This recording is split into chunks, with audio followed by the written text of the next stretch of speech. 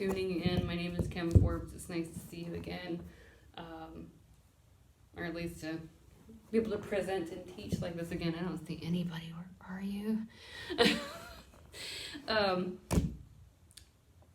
Anyway, I have decided to put together this little ball workshop because I have been using balls in my classes and in my personal practice for a long time, but I realized when I was putting together the infographic for this to kind of, tease people in, I don't have any photographs or video of myself doing this. I just do it, and it's just something that it's fun to kind of lure people into doing some rather scary poses, but if you have a prop, it's not so scary. It takes some of the danger out of it. I mean, it's still risky. This is not for everybody. I do this for my students. One particular class before we do the splits, and then I've worked with them usually about 6 or 7 weeks before we build up that confidence, and where, when they say stop, they listen, and we don't go bowling into a large bank of mirrors and hurting ourselves. So it's fun. And what usually happens at the end of the semester when I open up the class format to take some requests and hear what people want to try, inevitably when we have our little field day where I bring in a twister mat. So for my future students who are taking this class in the fall, try not to give this away. If you're already checking out this, and I like to bring out a twister mat. We have a little fun. We play human Jenga, and everybody always asks, "Can we play on the balls again?" So, and it's a lot of fun because it's just silliness. It's just fun. It's playful, and if you're stuck at home and you've got nothing else going on, well, why not try? I have here a ball that I got from Beachbody many years ago when I took a very silly but very informative and fun class called Yoga Booty Ballet. And I think they still sell it. If you want to look them up, it's still out there. Great little video series, lots of fun, cheekiness like myself. But anyway, I have this little tiny ball, and I'm so sad that I do not have the needle to inflate it further. So sad trombone there. But if you maybe you have dog toys, maybe you have a little beach ball that you picked up at Harris Teeter or Kroger or little grocery store, end cap toy ball. It doesn't have to be very sturdy. A little ball, a little squish goes a long way. I also have a ball, big one, bigger I should say, that my kids got years ago at Five Below, and it's held up pretty well. It's not the biggest ball. It's not really weighted for my body weight, so I'm going to play around with this at my own risk. If you don't have a ball like this or like this, I'm going to shuffle off camera in a minute and pick up some some blocks. You can use blocks as well. And so let's see if we can do that. Do some blocks, and then we're going to use the ball and the wall to kind of get into scorpion pose. I'm going to show you how to also play around with that very strange angle we had yesterday.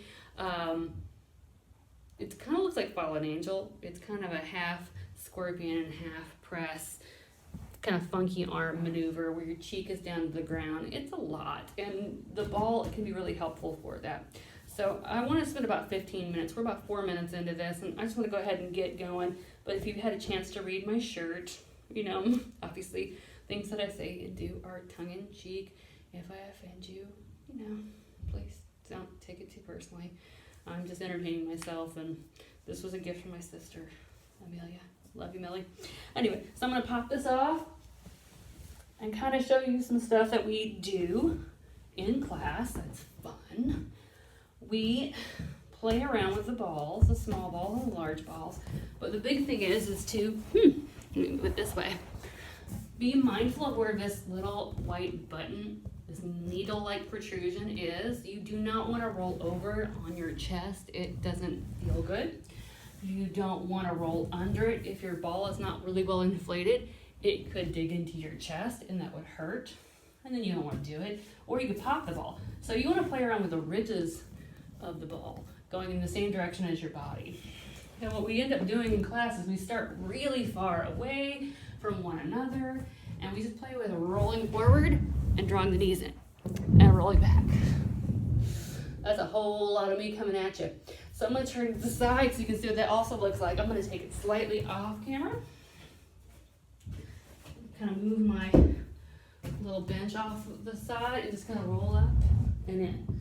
Okay, I'm going to roll back, get a little momentum. It's a really small ball.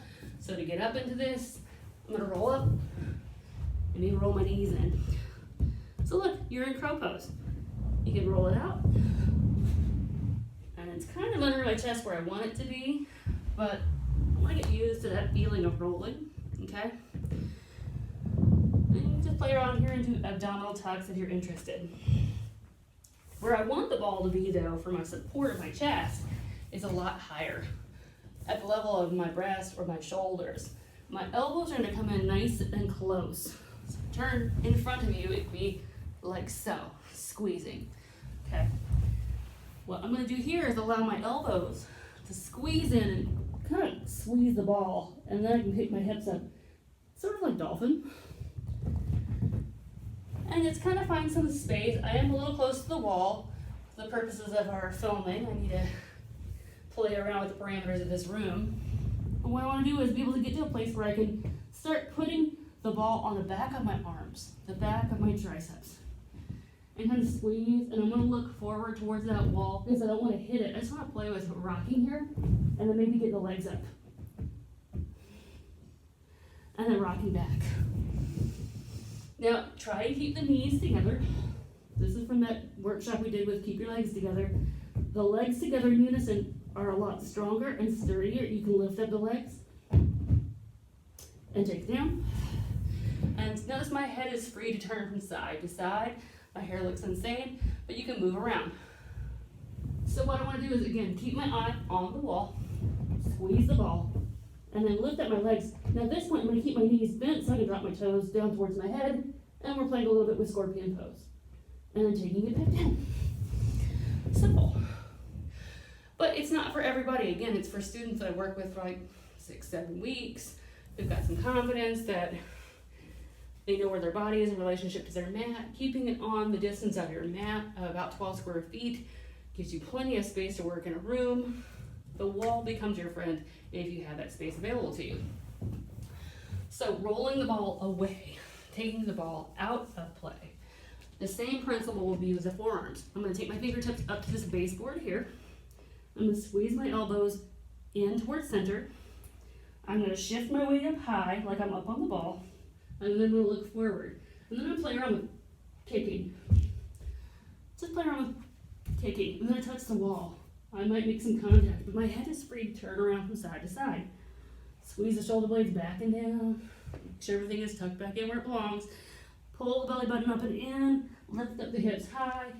Come on up. Maybe play around with it a couple times. Find where it is in relationship to your body. And maybe this time, bending the knees. You can touch the toes. You can start to arch the spine. And come back down again. So you're just playing around with scorpion. It's not a perfect scorpion pose. It is not a freestanding scorpion pose, but it may be a beginner level where the wall becomes your friend.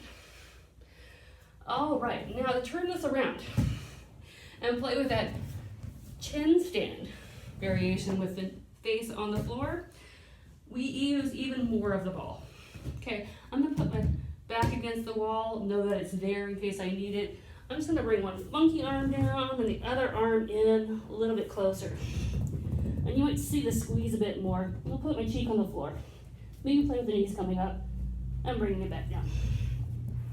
Try to get that same squeeze and compression with the ball, with my elbows, squeezing in tight here, turning my cheek, and maybe lifting up a little higher with the legs and pelvis, and down again.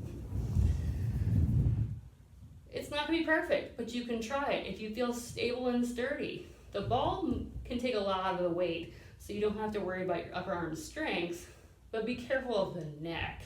The wall being there might feel more stable, believe it or not. Roll the ball away. If it comes back to us, we'll be all right. To get up there on the wall, I'm gonna get that same funky arm. I'm gonna get my elbow in line with my shoulder, opposite elbow in line with my shoulder. And then I'm gonna bring my cheek down. Take the legs up, one at a time, maybe even coming down that funky arm, just to get that sensation, lifting up the hips. So kind of like I'm in scorpion pose. Maybe walk those legs back down a little closer, and maybe slide down the shin, because it's kind of scary. And talking people through this ain't freaking easy. So, again, trying that funky arm, maybe getting it closer like I'm going into crow pose. Taking my cheek down to the floor. And then I'm gonna press the living snot out of this arm to take the legs up. And to come out of this, I'm gonna roll down and wiggle myself free.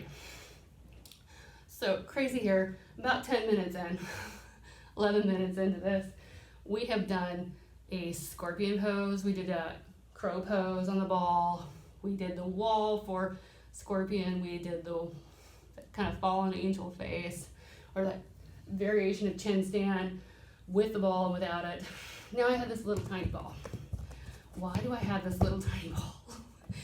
Well, it kind of gives you that sensation that I'm looking for if you want to come up and get closer and a little freer. You can roll the shoulders back and arch the spine. Now taking it from the side view, the smaller ball helps remember to draw the shoulder blades back and down, arching the spine. Notice the belly is engaging, pulling up and in. I can lift up and maybe take that ball underneath my sternum, maybe a little bit lower than the heart. And there's the arch that I'm trying to get into for scorpion pose, more freestanding style. Belly button pulls up and in, squeeze the thighs together, lifting up the heart. So maybe just playing here is one level. This is a great pressure point for psoas release if you're looking for some support and hanging out here, which we certainly can use in these rather trying times of being stuck and kind of locked in the belly, bracing for impact. You might just want to hang out here and try this for a few minutes. Not having a fully inflated ball gives me a little less pressure on my abdomen, which is kind of nice.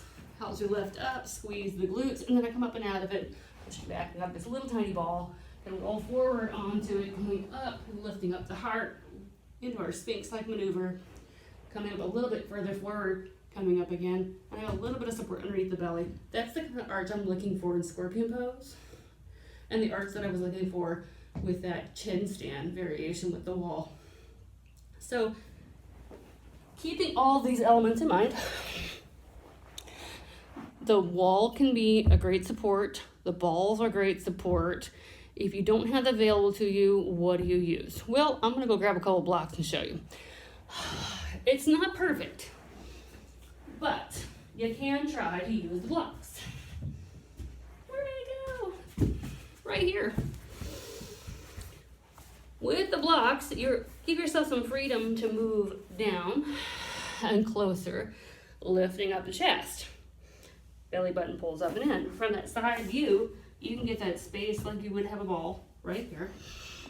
Taking it down, lifting up the heart, playing around with up dog.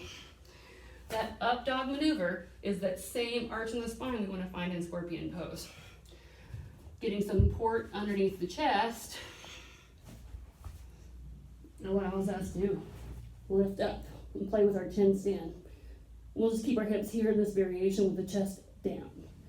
Dropping back, bringing that forearm into funky, or here like we would into funky, either way. And lifting up, and turning the cheek. Again, you don't have to take the hips all the way up towards the wall. Just use the block. So lots of different props, lots of different options. Kind of feels scattered all over the place. This is something new for me to teach in a video format, and certainly to teach with photographs. But this is a time for us to learn all kinds of new tricks, including those of us teachers who've been doing this for a while. It was lovely to see you all again. Until I see you